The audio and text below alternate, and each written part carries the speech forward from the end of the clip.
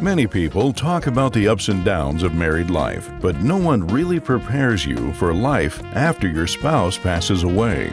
Welcome to Widowhood Real Talk with Dr. Tina, a safe place for widows, widowers, and their friends and family to talk about love and loss. Find comfort as you listen to honest conversations between Dr. Tina and invited guests who've experienced the loss of their forever partner, share their stories of love, grief, and healing. You are not alone in this journey. Join today's episode and discover a wealth of resources and learn how to connect with others who are traveling the same path. This is Widowhood Real Talk with Dr. Tina. Thank You, Cancer is a powerful memoir about love, loss, and resilience and faith, co-authored by Danny and his late wife, Rafi. It tells the story of their journey through Rafi's 5-year battle with stage 4 cancer and the life they built together in the face of it all. Let's get into this conversation now with Danny as we talk about Thank You, Cancer. Hello, Danny. Welcome to the Widowhood. How are you? Thank you so much. Thank you so much. Like, really, when you think about when you first heard Widower, what were you thinking? Thank you so much. No, absolutely not. But I can tell you that it feels wildly alone. So hearing someone say welcome is nice, right? Because I think a lot of people just tend to run away from the conversation. They tend to run away from all of it. And we cannot run away from it. So that gets weird. So that was why I was like, thank you. That is probably one of the things that I try to work on the most with my nonprofit. When you said it is wildly alone. Yeah. I don't think that people around us realize how much we need connection more so than maybe before. And we need them to get over being awkward and lean in. Yeah, the awkwardness I've found is not due to someone not caring. It's due to lack of experience and tools, and they just don't know how to connect. And I always tell people that the way it felt to me when this first started was after the initial, your person passes and family's around and people are checking on you, it kind of felt like you're sitting on an island and it's just drifting further from the mainland. And you have no control of it. And life is going on as it is. Right. But you're just kind of watching it. And then there's so much distance that then people really avoid it because they don't want to make you sad or then eventually they don't even know. Like, we live in a new city now, so no one knew her here. And so it's this huge, huge separation. And that's so real. And it's so invisible. I've thought about the idea of people relocating. And now, do I tell people when I introduce myself, or they just get to know this version of me and we don't make that part of the original introduction? How have you navigated that? I think there's beauty in both. We moved 6 months before we lost my wife. And her name? Rafaela was her name. Or you say Rafaela. Okay. Say that again. Go. Look at that smile. Come on. So yeah, we moved here and she was very ill. So her out of the house time was very, very minimal. So there's no one here that knows her. And that is really nice in some regards because you don't bump into people that want to do the emotional Hold on. This. Yeah. Look. Yeah, you don't. So that's nice because if I was in my hometown where everyone knows and I knew people all over, that would be a constant hurdle where I would want to stay home. I wouldn't want to go out because I keep running into people. So it's been a real gift in that regard. But then there are people that I meet that are genuine relationships, and I feel like I'm lying to not tell them about her because she is the heart of our family. She's the mother of my children. She's the love of my life. How do I meet someone and not talk about her? But that rarely does that conversation find someone that can hold space for it without either emotions or like trying to get out of it or feeling awkward or apologizing to me, and then I console them, and that's weird. And there's just so many things, right? I can relate to that. I can totally relate to that. My husband and I spent 32 years together. Holy I, cow. c- I cannot talk about my life and not talk about him. Yeah. There's no part of that that exists. Yeah. And I've learned just to share past their being uncomfortable because he's a part of my life. My Yeah. children, we had together. So that is part of it. Yeah. And I think it's people really care. They don't, it's not that they don't care. They just don't have the tools to have that conversation. And I was that person. I was the one. I didn't know how to deal with grief or what to say, or I was, the platitude guy or whatever. And so it's just that awkwardness. You just got to get through it. I And love that you said that you were that guy. When yeah, my husband passed, I had this Rolodex going in my mind of all the people I knew that spouse has passed. And it's like, did I say that to them? It was yeah. just like all of these things, wondering if I said those. It's not malicious on their end. They just don't, it's like another language. You just Yes. don't understand. And that's okay. It just really is hard when you're hurting. And that is the duality of the issue. And I appreciate you saying it's not malicious. And It's I not. think people need to understand one of the things that I talk to people often about, that we think these people that love us, they don't Mhm. want to see us in pain, are telepathic and they know how to show up. But what they want is to fix the problem. But Yeah. this is an unfixable situation. And the Yeah. most that they can do sometimes is something we as humans are not good at, just being witness, being there, supporting, and no words there's no expectation for you to come with the right statement. It's just to Yeah. be with me through this process. What would you say to that for you? I think that that's exactly on point. There's a man by the name of Simon Sinek who's very, very popular, very well spoken. He says this in a really interesting way, not necessarily about grief, but about friendship. And he says that a true friend will sit in the mud with you, and that's it. And it's true because I that was one of the hardest things for me in our journey with my wife is that I couldn't fix it because I have a garage full of tools.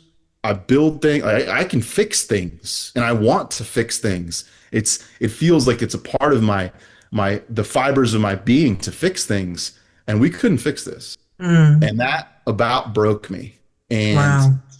and that's something that we on the journey you find a way to deal with that. Our way of dealing with that was just giving that to God. This is outside of our bounds.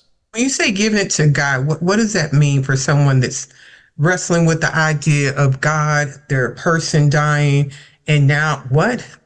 How does that work for someone who doesn't understand that concept? I think in the most simple way to explain it is there's like two ways of being, right? There's a horizontal way of being, which is call it like the domain of self, right? It's things that are in my control, things that I can do, things that I can control. And we like to think that we can control outcomes, but we can't, right? We can put forth effort, we can have knowledge, we can have intention, we can do all the things, but the outcomes we are not in control of. And then and that mindset, that orientation in life is a framed mindset.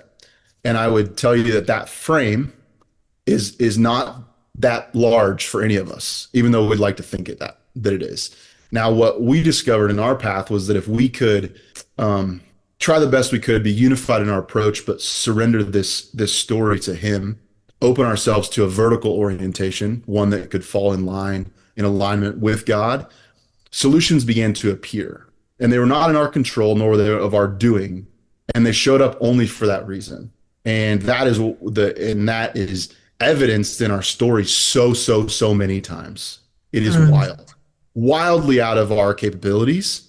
And that's why in retrospect, in looking back, I can see why these things showed up. And it was that transition. It was saying, I can't do this. And there's lots of things in your way. There's ego, there's money, there's roles, there's status, there's identities, there's all these things that we have that we deal with. Those things got stripped away from us. mm, They just flat out gone. Money, jobs, house, all the things just gone. And so when that happens, it becomes easier to look to something else. And Death, that was, death does baseline us. man, it does. People say, whatever, not to build your emotional home in someone.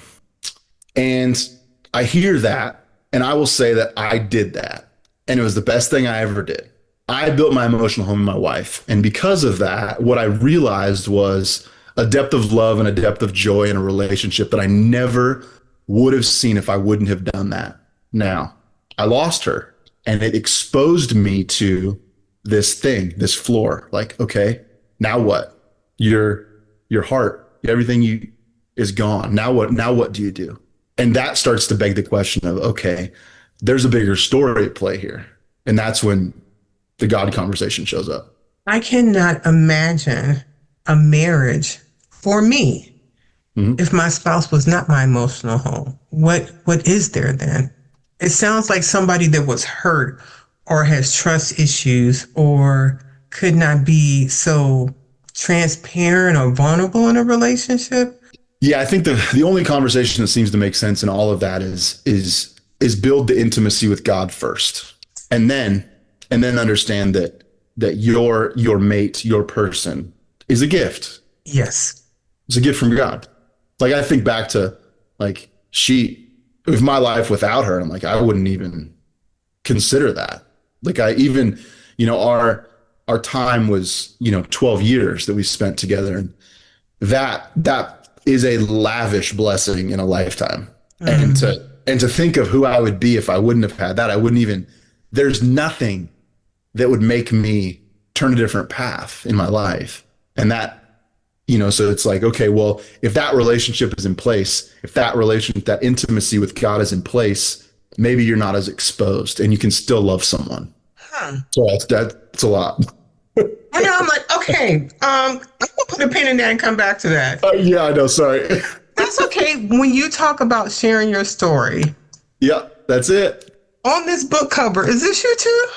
Yeah, that's our wedding day. That's what. Okay, why is this thing moving so much? Oh my gosh! It's trying to get your face. I know, and I'm like, okay, so you have like no hair here, sir. Like, where are we at? Well, so I've been through phases. Okay. I went most of my life like that.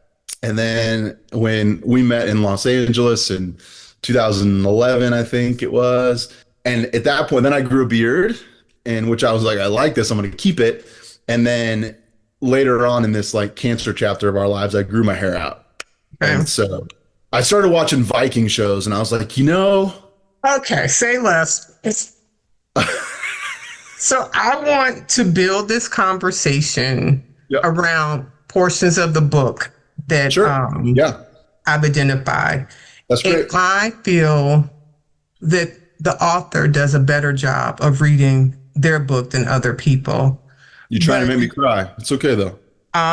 You asked for this, but the book says that it's from you and your wife. Can you explain about that part?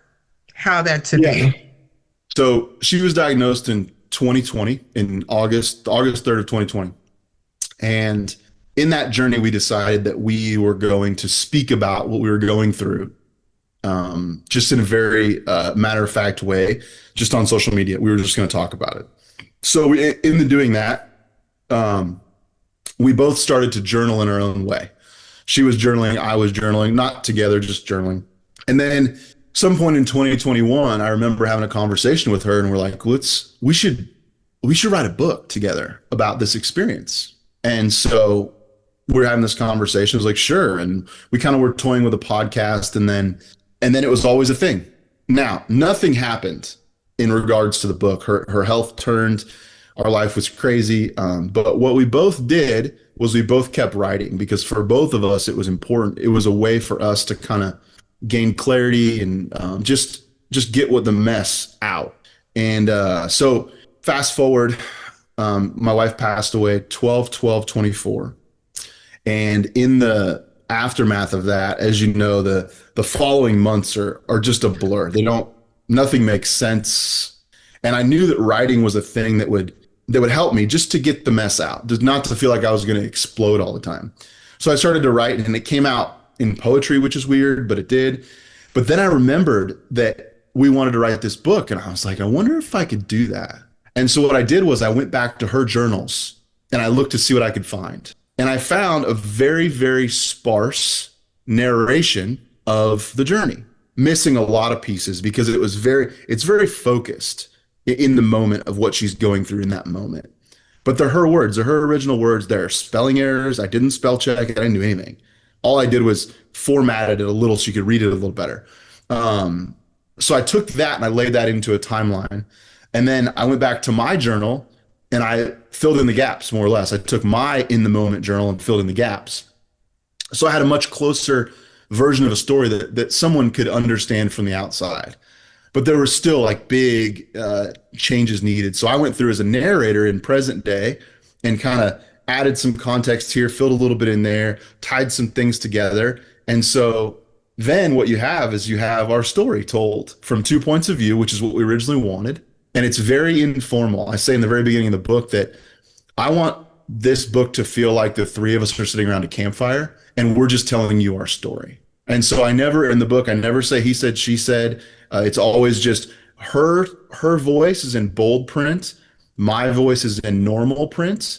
And then there are all of these moments that we call Jesus moments that are there's a shaded background to them. And all of those have a Bible verse at the end. So really, you have three voices telling a story. You have Rafi's voice, you have my voice, and you have God's voice, all telling one story.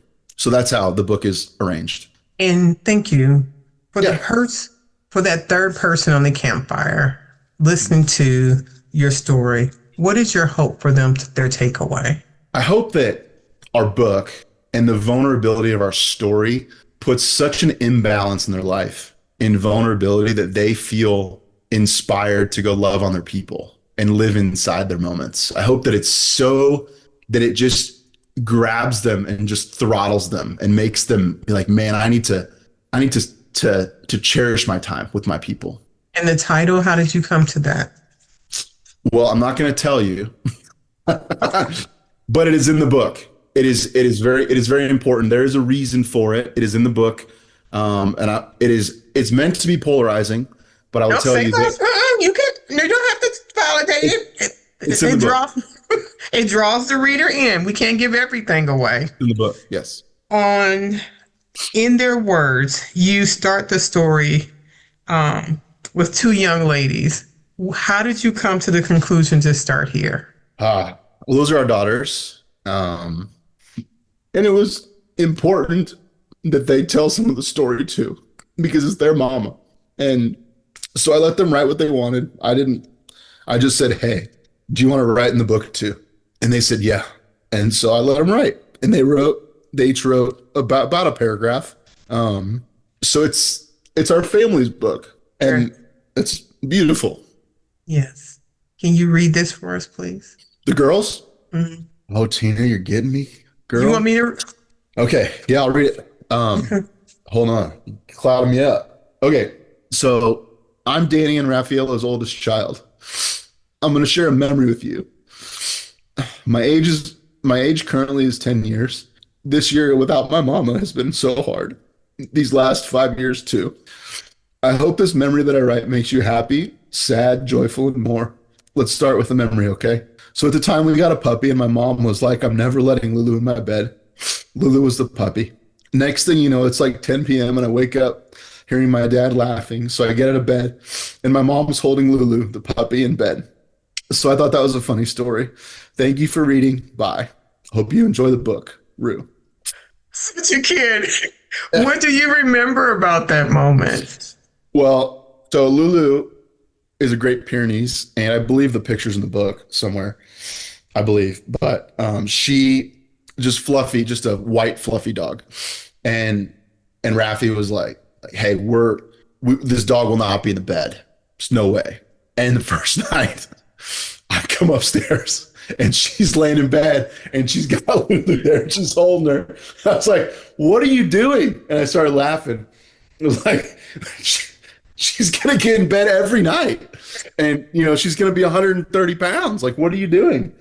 And so I was cracking up, and we laughed a lot, and Rue woke up and was laughing, and man, that was so funny. Oh my god. Okay, quickly. Yeah, it was the first day. I mean, we hadn't even had the dog for 6 hours, and she's got in bed. Oh, was the dog in bed forever? No, no, she ended up sleeping downstairs, but it was, Okay. yeah, yeah. Okay, and then Aces. This story is about my mom. We've been through a lot, and it's really hard without a mom. She fought for so long, and she chose to fight because she knew that she wanted to stay with her kids and her husband a little longer. She went through so much. She's been in the hospital, and it hurts to not have her by my side, but she lives in my heart forever. Bye, everyone. Ace. So the girls were 10 and 8 when they wrote that, and now they're 9 and 11. How do you see your girls to writing this and seeing their story, what they shared here? I mean, they're just, it's interesting. I always talk about it, like I'm sure they have some of my qualities by just the math of the thing, but they're like a Venn diagram of their mother.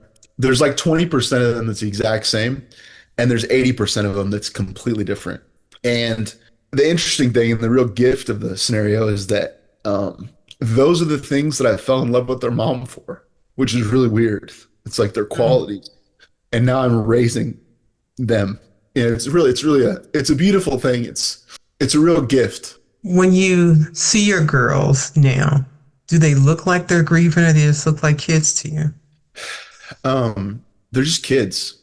The emotional bandwidth of those girls is outrageous. We've all of us separately on separate occasions have said, I'm not afraid to die, my kids included.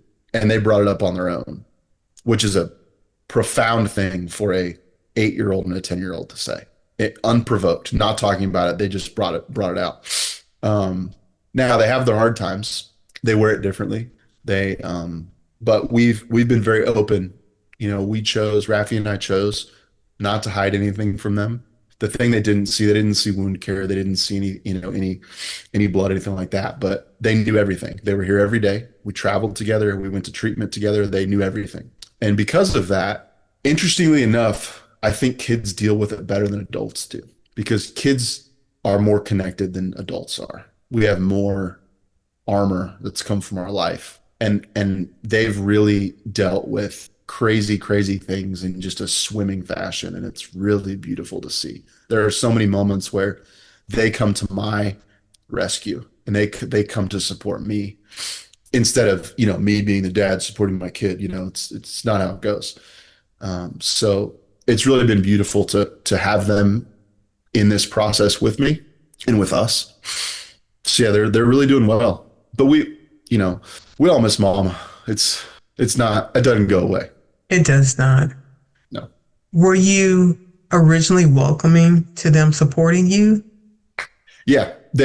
Like I said, we've spent years and years and years in the trenches of all of this. We spent almost 5 years in really triage mode with my wife. Like every single day was crazy. And so the girls they've lived more of their lives now with their mom either sick or not here than they have with her healthy. Mm.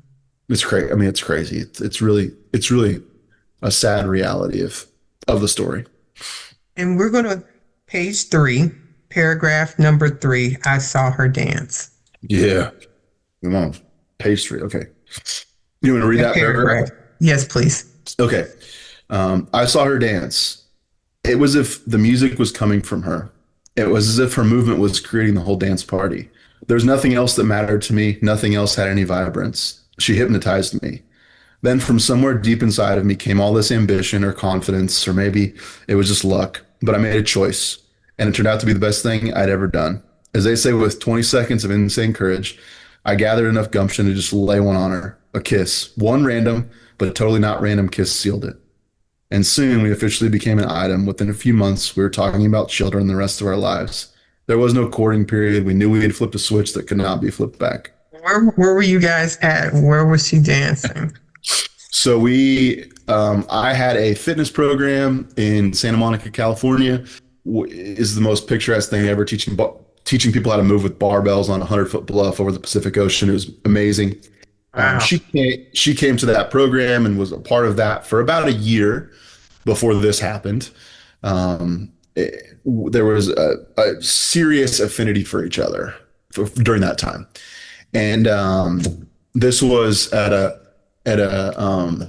sweatsuit dance party, which was a birthday party for one of our friends, and so the whole crew was there, all the people, and it was our program, so there was lots of people. I mean, we knew everybody, and she was dancing, and I I was wearing a yellow terry cloth onesie, if you can imagine. You're not trying. No. I tell you what, you got to own it. It was bold moves. And yeah, I just might have had one or 17 beers, and I was like, here we go. And here's what happened. I knew she was the one. I knew it. There was no doubt. So yeah, so I did.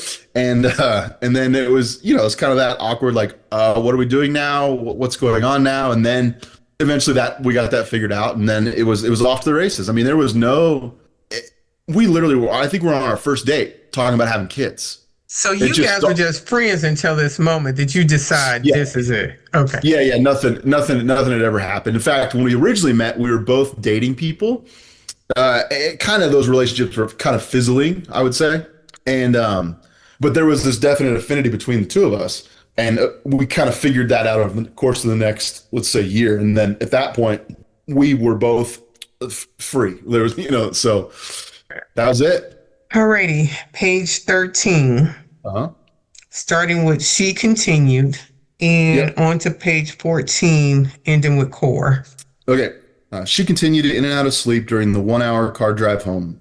I dodged questions and continued to hold the bomb. When we got home, of course, her family had all kinds of questions too. I just kept holding the bomb because there was no way I was going to tell anyone before I told Raph. Finally, about 8:30 that night, it was clear to me that she was fully awake and mentally with it. Again, she asked, "What did the doctor say?" The scene that follows is seared in my mind. I sat there knowing I had crushing news for the love of my life. It was torture. I can't put into words the weight of that moment. I don't ever want to hold on to something like that again. As I sat on the bed, I began to cry. I told her it was cancer. It killed me to tell her. She was broken, and I was broken for her. Each millisecond knifed my soul. I'll never forget the realness and heartbreak of that moment. Writing and reliving it literally turns my stomach. She was looking to me for hope. She was looking to me for safety, and she was looking to me for love. And what I had to deliver was a dagger. Horrible. Just horrible. According to her surgeon, the growth on her vulva was originally 1.5 centimeters by 2 centimeters. However, she now had a hole nearly golf ball sized, a 4.5 centimeter by 2.5 centimeter by 3 centimeter. As the pain from surgery began to set in, profound heartache came with it. The recovery was long, both physically and emotionally. We had crossed into a whole new chapter of our lives, and everything was now different. Our lives were shaken to the core. When you read that now, what do you remember or see it now compared to that moment? I remember being there. I remember it. I remember doing it. I've only read it one other time. I've not read the book cover to cover yet as a reader. Of course, writing it and editing it, I did, but that's not the same. Different. Yeah, so I've read about halfway through as a reader, and I've had some other things I've been doing that have kind of got in the way. It's not that I don't know the story, but yeah, it's just right back there. I go right back to it, and it's horrible. It's something you just don't want to tell someone that, and especially the person you love. And it just logistically kind of worked out. Like I was the one that had to tell her. I wanted the doctor to tell her, but he realized that she's recovering from surgery. I mean, we left the hospital at 2:00 it was 8:30 before. What's the doctor going to be at our house? It just didn't lay out like I would have wanted it to. And that was really a challenge. Yeah, it was horrible.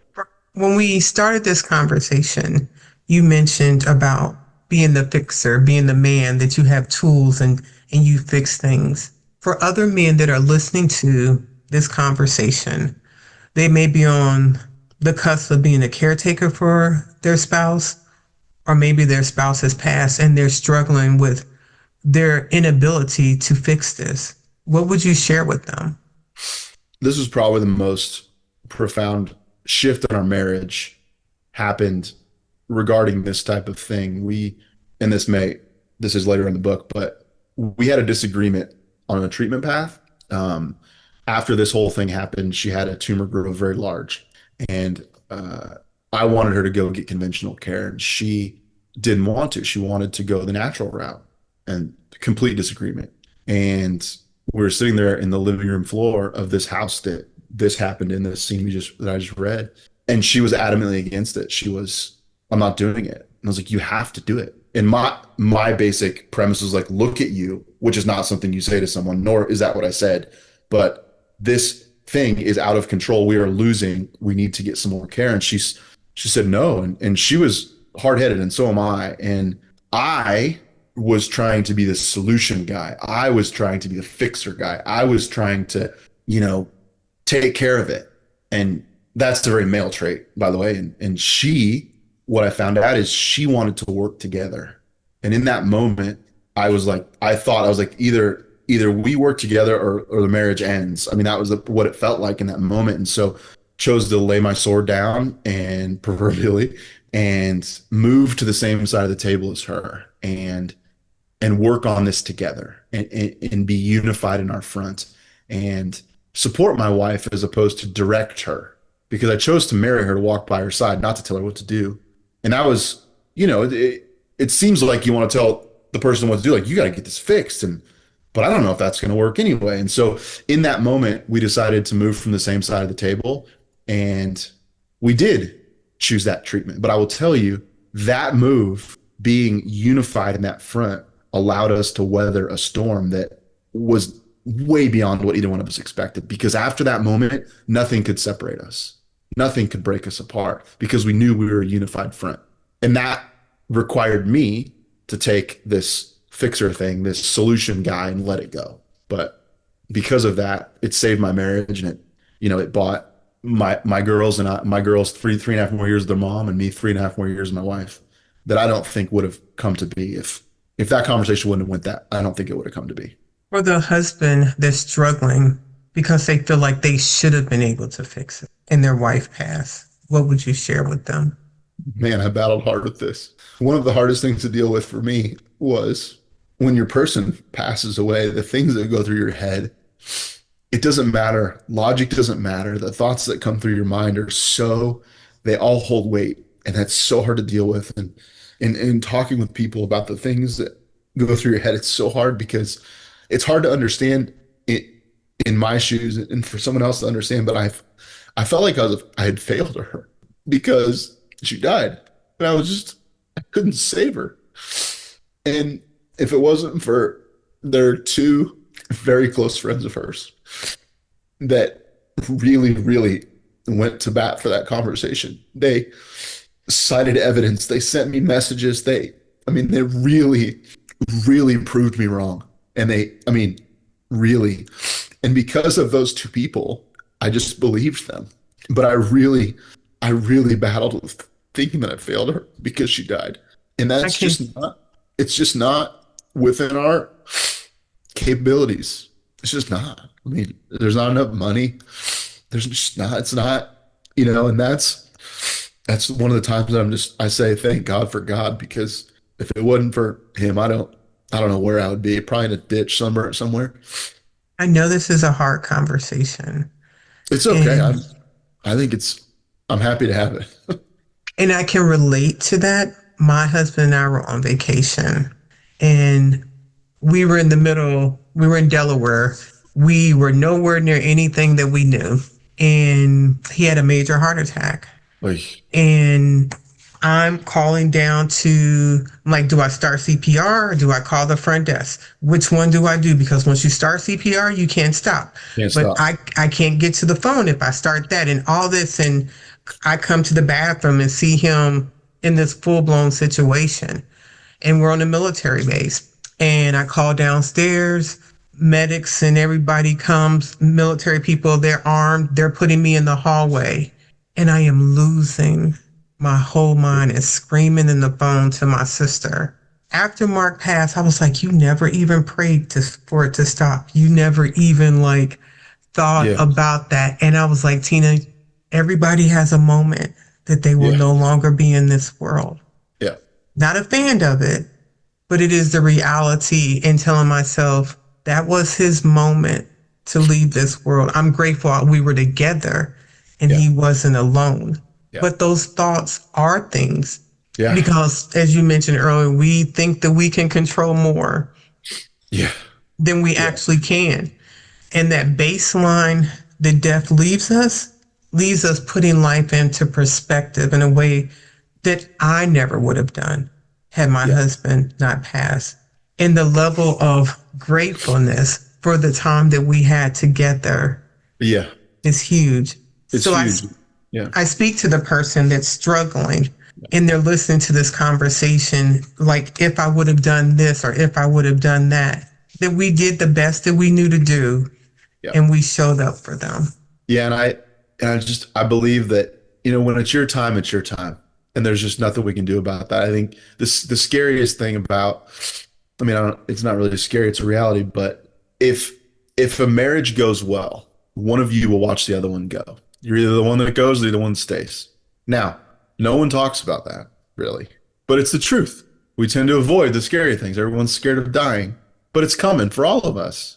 And I'll tell you, when we had that conversation the first time, my wife, I would say, went around let's say, like the tumor surge and then treatment track like 3 or 4 times. And there was one time where we were pretty scared. We were at the end early on, and she came to terms with her own mortality, which is an incredible journey for someone. And we had the talk, the death talk for the first time, and we did it multiple times. But I will tell you that after that talk, which I was very intimidated by, I was sweaty, I was scared, those are uncharted waters. There was a freedom that showed up for us, that it was just time to be together. It was beautiful. And it's really counterintuitive. It's you're so scared of it, and then there's just a weird freedom that shows up. And it was really beautiful, and it happened multiple times, and I never would have known it was there unless I got forced into it. But we did, and that was really, because those 5 years that or so that we spent, we got to grieve together, and we didn't know we were grieving together because we didn't think she was gonna go. But looking back, that was time where we got to spend. It was immensely sad all the time, but we got to do it together, and that's really a rich moment that, in retrospect, that I can see, that I realized not everyone has that opportunity, and that was really a blessing that didn't feel like it at the time. When you speak about this journey, you seem to have such a gratefulness and appreciation underlining Yeah. something that was horrific. When did that surface for you, that level of appreciation? I saw my wife find gratitude amidst this nightmare. And my wife had two daughters with a midwife, no drugs, just the highest pain threshold I've ever seen on a human. And what we saw during these cancer years was far beyond that. And she was still a loving wife, a loving mother. She would go places and people would not even know she was ill, and she was in horrific pain. And she was finding joy in her life. And it was mind blowing. And I watched it, and I watched it, and I watched it, and I watched it. And so it puts things in perspective.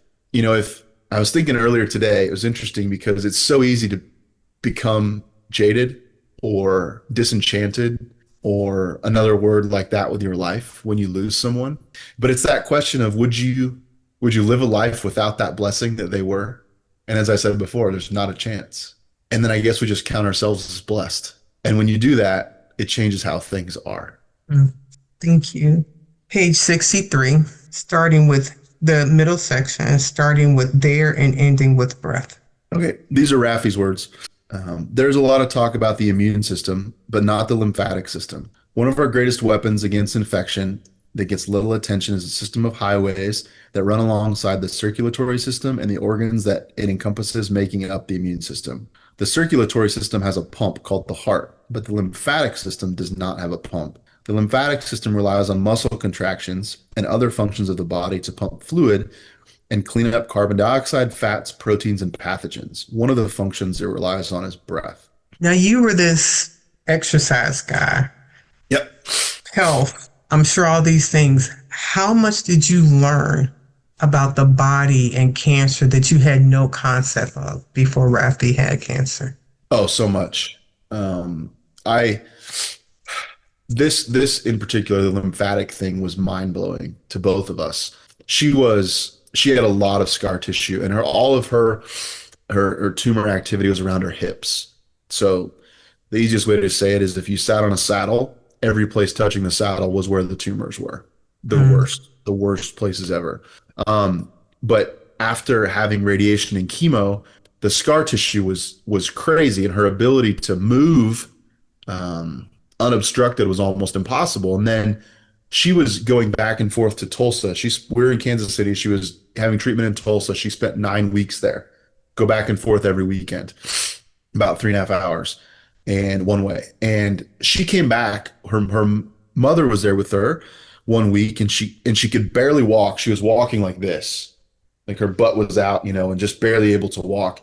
And she came back after that week, and she just got out of the car and she was walking straight up and down. I was like, what happened to you? And there was lymphatic massage is what she did. And it's very gentle, like what lymphatic massage is. And it's just something that I didn't even know about, but it changed her life in a big, big way. And that was mind blowing. And when you move your body, when you squat or all these things, all these movements, your movement is moving the lymph around your body. But for someone that lays in bed every day, they're not moving, and it gets stuck. And that's an exit for gross stuff. So you need to move. And if you're not moving, that lymphatic massage moves the things out. And I'm telling you, it is mind blowing how much of a difference it made for her. I'm so glad that I have her words to talk about it, because I don't think I could do justice because she experienced it. Yeah. Last section, page 217. Oh, come on. You went deep. I mean, okay. No, it's fine. No. I'm going to talk about this. When you take time to write a book, Yeah. when you take time to put your story into words that has been the most horrific moment, season, journey of your life, you take the time to print it, all the money investment in doing this, you take the time to mail it to someone, Yeah. they better appreciate and share your story, not just wave your book and go, hey, he wrote a book. Your whole life stopped breathing. No, I love it. I think it's beautiful. I'm so grateful that you're doing this, because there's so much heart in this book. Yes. And I took out some of the post-its. I had more. I was like, okay, Tina, just literally, I mean, but it's literally like it is my whole life in here. Yes. And I mean, but it's beautiful too. And it's really interesting. Like, when I write in it to send to someone like I did to you, I really care what you think. I think that a lot of people, like, because when they get, a lot of people, and I'm like this too, like you get a book and you just read it and you put it away and whatever. I really care. Like, I really want to know. And I ask people every time, like, please tell me what you think. It's more than a story. Oh gosh. So yes. So yeah, I appreciate it. It's beautiful. You are welcome. And I struggled with wanting to try to elevate a different part of the book, to be able, the part about the dance and the kiss, to show that part of the love, the girls, and not to share everything, but enough for the reader, the listener, the person in podcast to understand your heart and how this could impact them. I feel like we've been able to do that so far. So just this last one. You did a great job. The first paragraph on page 217. Okay. Okay. Our 10th anniversary was October 11th, 2024, and we moved into our new house the week after. To be real honest, as this date drew closer, I was just praying that Raph would make it long enough for us to celebrate together. years back, we talked about getting remarried on our 10th anniversary. It's crazy where life goes. We were both so exhausted just by the logistics of our life, and our so-called celebration ended up being a kiss and sort of a hug. There was heartbreak all over in our story, but we really felt it when our reality was so far from where we thought it would be. Life doesn't have a way of going as we plan. No, it does not. There is beauty in it in a Oh, way no that we doubt. would have never been able to understand. Yeah, this book has really just been gleaming proof of that. I hear from people that say, Rafi's story changed their lives and they feel like they have a friend in her and she would love that. And for our girls, we've had people like their teachers that just love our girls.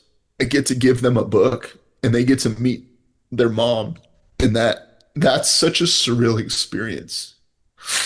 These women that are in their lives that are really in important roles. I mean, like really important. Uh, get to know their mom, and that's so beautiful. And as a single dad, like that, like it's really a hard moment because like I'm a very like a guy's guy. Like I'm not domestic. I don't, like I'm a guy's guy. And they don't have a woman in the house. And I'm telling you, she was the one. She's the quintessential mother. There wasn't one better than her. And that's who they lost. And it's like that's a huge hole in their hearts and their lives.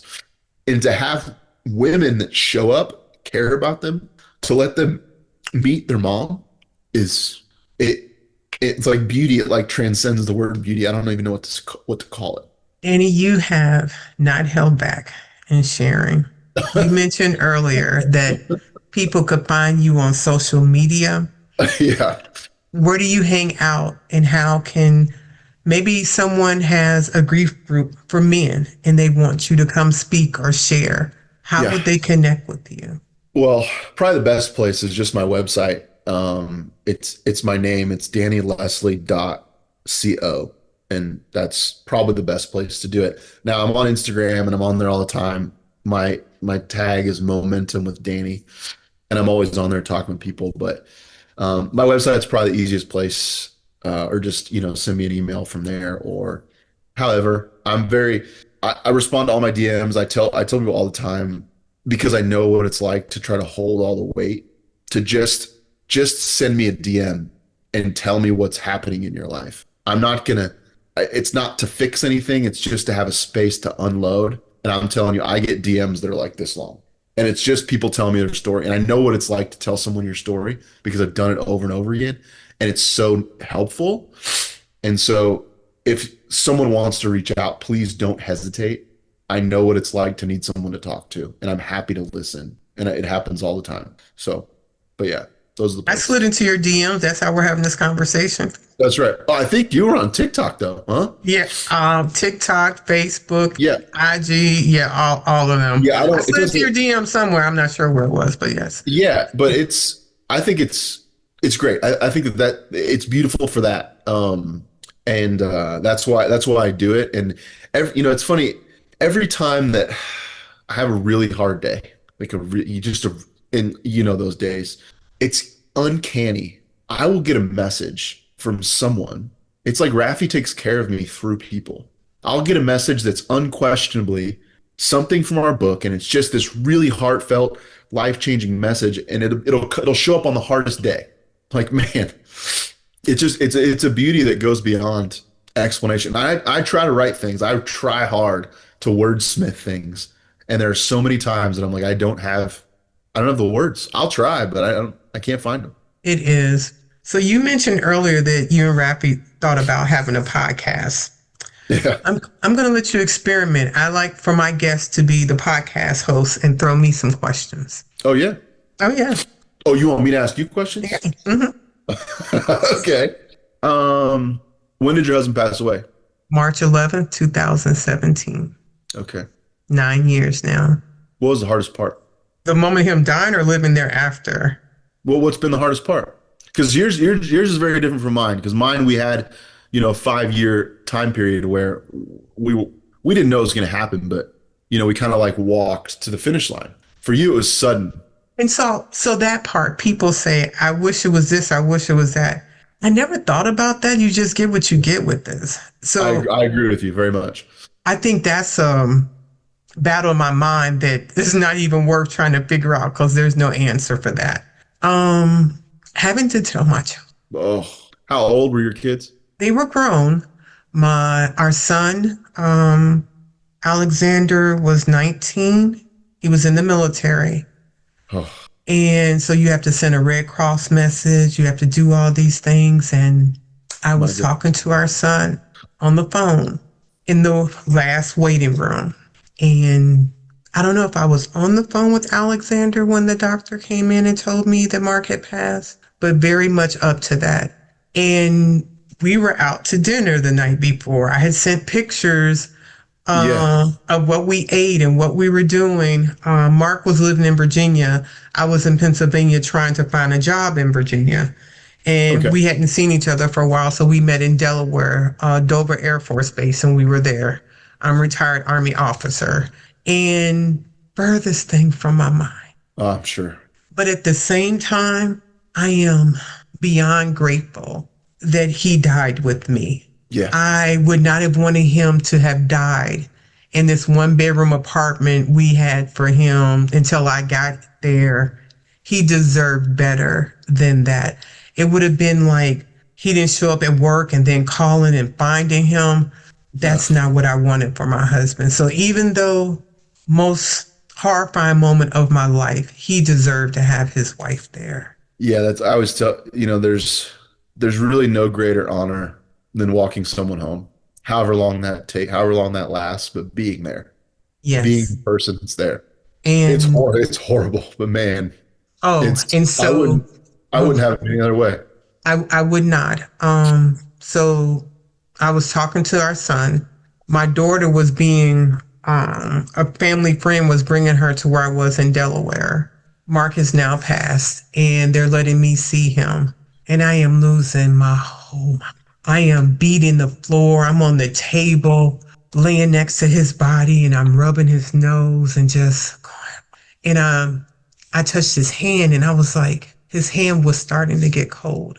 And I was like, this hand just was on me last night, and just like this. And I was like, this is how our story ends? Like, it's crazy. This is not the grow old and double scooter version. And the nurse comes to tell me that my daughter is in the hospital. And I'm grateful for that because, once again, retired Army officer, my daughter has not seen her mom that way. And I didn't want how I was feeling to impact what she needed on her own space. And they gave me enough time to gather myself together for her to come into that room. That's nice. That's very nice. And just, wow. Man, when did you decide to do all of this? Not my decision at all. Not my decision at all. Would not be doing this at all. Let me be 1,000% clear. Not my decision. And let me make this disclaimer. Widowhood Real Talk with Tina is a 501c3 nonprofit with zero religious affiliation. There is nothing about this. We give a platform for people to share their story. Sure. We meet people no matter what faith or non-faith or whatever to let you know that you are not alone, that we will walk beside you on this journey, provide different things to help. That is the organization. Sure. The question you asked me is Tina as an individual. 100%. So I remarried, and my current husband had a cousin that passed. And I had some medical procedures, and I wasn't able to make it to the funeral. But I saw that the widow posted on Facebook that it was her husband's first birthday. And I was like, and so I reached out and texted her, and I said, hey, you want to talk? Because as you mentioned, there is so much power in being able to speak to someone else that understands your journey because they've had the same lived experience. Not a trauma bonding way, but someone you don't have to validate or explain. Yes. They understand because, oh yeah, you took a bath in 3 months or 1 week. What was, that kind of, that kind of conversation. Now, I'm gonna go to bed kind of early, girl. Like by 9 p.m., I'm sliding. It's like whatever you told me, you may have to repeat that because I get up super early, so I'm going to bed early. And I was on the phone with her maybe till 1 o'clock. Jeez, yeah. But I knew what that was like, and I wanted to extend that gift because there was a widow that extended that gift to me. Absolutely. And when I got off the phone, I was like, oh, I'm so tired. And I could hear God clearly say, what are you going to do when the next person calls? I was like, no one is calling my phone this late at night. Like, what is, whoa, no, I'm not answering. And then God was like, no, what about the other person that needs to know they're not alone? Yeah. And I was like, I can't talk to people that much. Like, that just would not work. Yeah. But my mom, who I want to say was 79 at that time, had a podcast speaking about her life being a woman. For her, 79, right. Let's go. So she's I think it was called Endless Journeys. And God dropped it in my spirit about a podcast and then the 501c3 and these different things. I was like, okay, that sounds, great. Who's paying for that? Because that sounds like a lot of money. And God moment. So I made a list of all the equipment and different stuff that I needed. And I was like, okay, well, God, you have a bill because I'm not sure how this is going because it's not my bill. Yeah. Not my idea, not my thing. Yeah. And I had moved into a new home and had new appliances. And from out of nowhere, my husband and I are sitting down watching TV and the refrigerator just starts peeing. The water just starts. Yeah. And I was like, we're looking around and we have this new house and we have a bucket because the water is dispensing randomly on its own. Yeah. So I call, you can come in. We were prepared. We knew you were coming. I saw you peek there. What? When you're done with the call, can you come into my hotel? Yes, I will. Because I wanted to know. You gotta say hello though. Say hello. This is Tina. This is my friend Tina. I don't know if it's going on YouTube. Okay. It will be on YouTube. You are now going to be on YouTube. Yes. Yeah. I'll come in. Just let me finish. And so. Okay. Can you pick us up like normal? Yeah. Like don't actually drive us home. Ace, let me finish. So I call about the warranty. I think I'm on the phone with one person after another, maybe 6 people. And they finally said, we'll just reimburse you for the full. They tried to find a refrigerator that matched what we had. They couldn't. They gave me the full amount of the refrigerator. You know what my refrigerator stopped doing? What? It stopped peeing. No way. It stopped. I got off the phone and I was like, that was one bill I had to pay. Then something else, another part of this got together and I was like, ooh, this is more expensive than the other thing that I needed to do. And I was like, okay, well, once again, not my idea. Yeah. I remarried and I had called to put my current husband on my health insurance. Yeah. And they said, ma'am, your husband's already on your health insurance. I was like, this is weird. I never took Mark off. They reimbursed me the difference from the moment Mark passed to the moment from the moment Mark passed, they reimbursed me everything back. That exact amount was the exact amount that I needed to pay to do. Sounds like our book. And I was like, that's a little aggressive, but okay. I guess I'm doing this. Yeah. Okay. I guess I'm doing this. Yeah. And the beauty of it, whose health insurance reimburses them? Zero. I'm about to say, yeah. And I was like, I feel like that made Mark have a part of what 100%. I am doing in this. That's what I was going to say. Yeah, it's beautiful.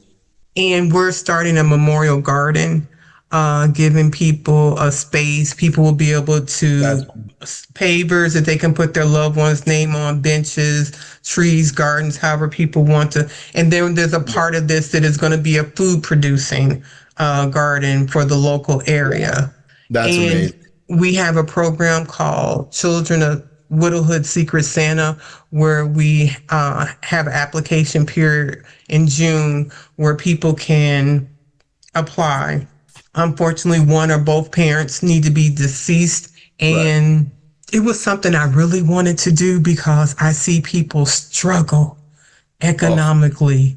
People can hardly take the conversations that our loved ones have passed, let alone financial stress on top of that.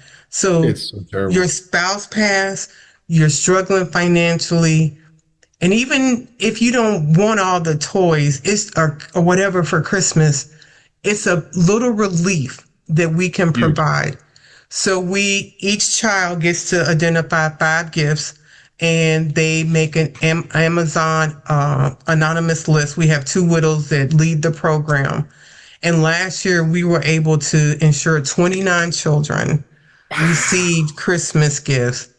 And that right there for someone, it is. And the first year we had 7 families. Last year we had 11. And it'll open up again in June. And the 2 widows work with, and we had 1 or 2 families that had both parents deceased. And the guardians were responsible. And to be able to see their appreciation, and just to be able to, so we go out to businesses, we go out to organizations, other people, to get them, just pick a child or pick a family, and then they don't ever know who it was, you don't know.